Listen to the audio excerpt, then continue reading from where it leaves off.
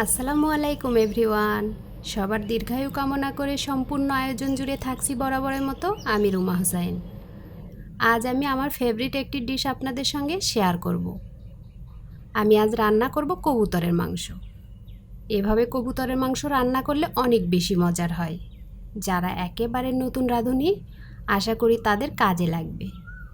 আর চেষ্টা করবেন আমি যে যে উপকরণগুলো ব্যবহার করেছি সবগুলো উপকরণই ঠিক মতো ব্যবহার করতে। চলুন তাহলে এবার রেসিপিটি দেখে নেওয়া যাক।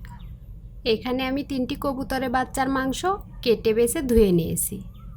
এগুলো আমার বাড়ি থেকে বড় আম্মু পাঠিয়েছেন সব কিছু পরিষ্কার করে। এবার এর ভেতর দেব 1 কাপ পেঁয়াজ কুচি,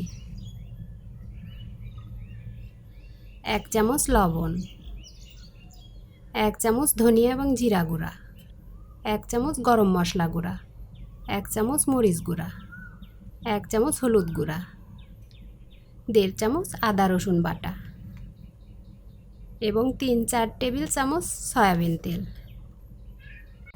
এবার সব মশলাগুলো মাংসের সাথে ভালো করে মিশিয়ে দেব। এই কাজটা আপনারা হাতের সাহায্যেও করতে পারেন। মাখামাখি শেষ হলে এবার দেব প্রয়োজন অনুযায়ী পানি, অর্থাৎ আমি এখানে 1 কাপ পানি ব্যবহার করছি। এবার ঢেকে হাই হিটে 5 থেকে 7 মিনিট রান্না করব।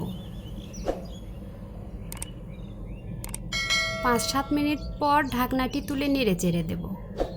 ভিউয়ার্স, যারা ইউটিউব থেকে আমার ভিডিওটি দেখছেন তাদের কাছে অনুরোধ রইল চ্যানেলটি সাবস্ক্রাইব করার, আর যারা ফেসবুক থেকে দেখছেন তারা চ্যানেলটি লাইক এবং ফলো দিয়ে পাশে থাকবেন।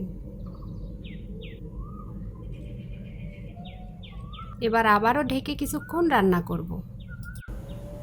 এখন ঝোলটা বেশ গাঢ় হয়ে এসেছে। তারপর নেড়েচেড়ে মাংসগুলো ভালো করে কষিয়ে নেব। কষানো হলে এবার ঝোল দিয়ে দেব। তারপর নেড়েচেড়ে দিয়ে আবারও ঢেকে 5 থেকে 6 মিনিট রান্না করব।